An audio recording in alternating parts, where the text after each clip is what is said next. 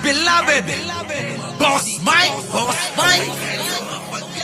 Cervera.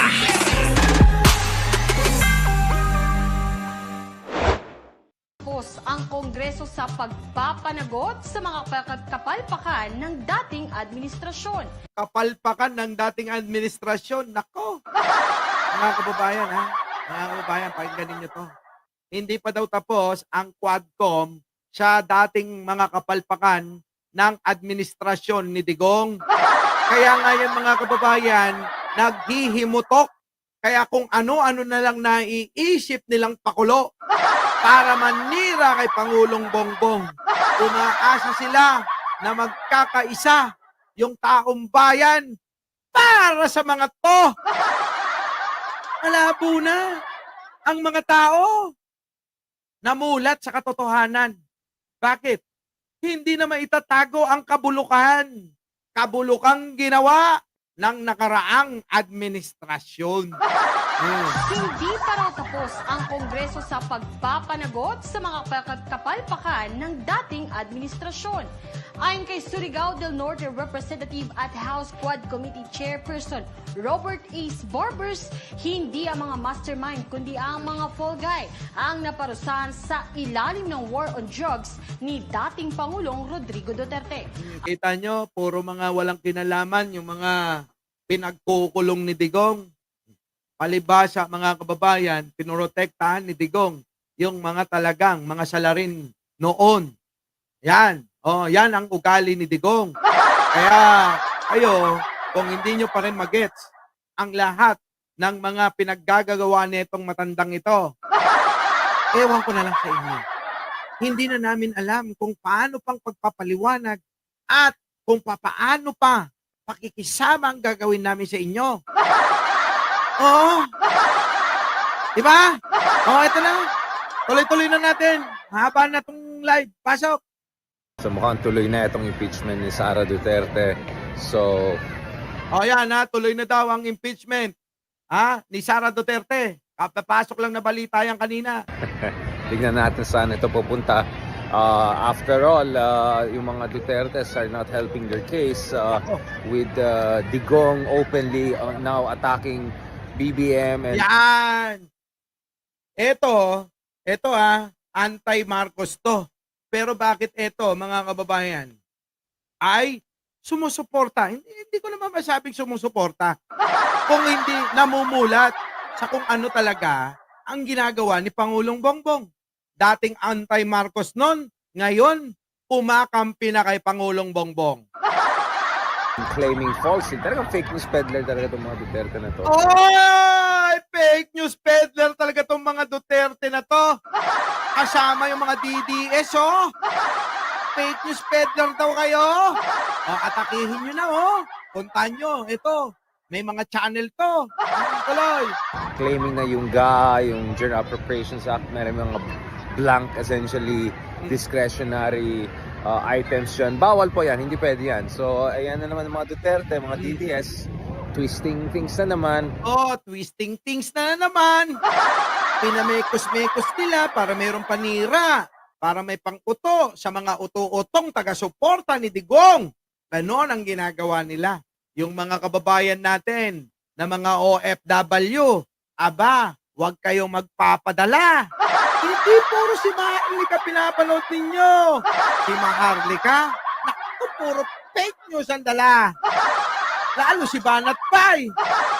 Di ba? Tuloy.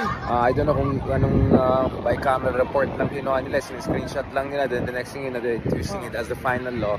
Talaga mga napikon na si BBM na talaga liar tong mga Duterte na to. Naku, liar talaga itong mga Duterte na to, sabi Talagang mga sinungaling tong mga Duterte na to, sabi sa Tagalog, baka sabihin nyo, ako lang nagsasabi na sinungaling si Digong, ha? Hindi lang ako may sabi niyan. Marami kaming nagsasabi niyan. Di ba? Kahit na si Etilin nagsasabi niyan, eh. Kahit si Jojo, kahit si Miss Au, kahit kayong lahat. Yung mga nandiyan dyan, biglang mawala lahat. And they're not open to any ceasefire because to be honest, for quite some time, walang ceasefire sa kanila. Bakit? Kailangan nilang harangan ang alin? itong eleksyon na parating. Bakit? Kasi lahat sila matatalo. Karamihan sa kanila, oo, may makalusot, isa, dalawa. Oo, swerte na yung dalawa, ha? Pag minalas-malas, isa na lang yan, ha? O, tuloy. There was a conversation about potential ceasefire. Baka tanggalin si Martin Romualdez as the Speaker of the House. And then maybe put Arroyo back and then cut the deal. Who knows? Hindi mangyayari na ilagay si, ipapalit nyo si Gloria kay Martin Romualdez, malabo yun. Pag nilagay nyo si Gloria bilang speaker, grabe, sigurado, lalong lulubog tayo nun. Bakit? Kakampi ni Digong yun. But, dahil si BBI masyadong conflict avoidant, sometimes you would wonder maybe he would be open to a ceasefire. And at least officially, he's against impeachment. But Huwag ka nang makipag-ceasefire, Pangulo! Winter, rumidami na! mukhang pikon na talagang yung admin. At patuloy na attack ng mga Duterte. They're really asking for trouble here. Siyempre, mga kababayan, sino ba naman? Ang lahat ng tao may hangganan ng pasensya. Di ba, Leon? Alam ni Leon yan na ang lahat ng mga tao may hangganan ng pasensya. Si Pangulong Bongbong, tandaan nyo, tao rin yan. Hindi yan santo. Ha? Mabait lang yan. Kaya sa susunod, gawin na lang natin santo eh. Tuloy! So mukhang there is the momentum for impeachment and I think we're... Nako, yan na. Hindi nga totoo. Binulong sa akin kanina. Tuloy ang impeachment ni Sara. At pwede naman daw ituloy kahit na magpalit pa yung mga kongresista. Kung matalo man sila sa susunod, naalalan. Kung sino man ang pumalit, tuloy-tuloy pa rin yan. At sa mga senador, mga kababayan, kung matalo man yung mga manok ni Pangulo, pero malabo. Dahil yung manok ni Digong, parang iisa lang ang pumapasok doon. Yung mga maiingay ngayon, sino? Ang ingay ni Vic Rodriguez. Ang ingay ni Marcoleta. Si Bato, ayun, pabebe, paawa, at may pa-request pa. May pa-request pa sa kanyang birthday. Dapat makabalik pa raw siya. Bato, hindi pa ba kasya? At gustong pang bumalik? Naku. Diba? Sino pa maiingay dyan? Si Kibuloy, ayun, sinugod sa ospital. Mukhang nagpapaawa. Boto nyo na!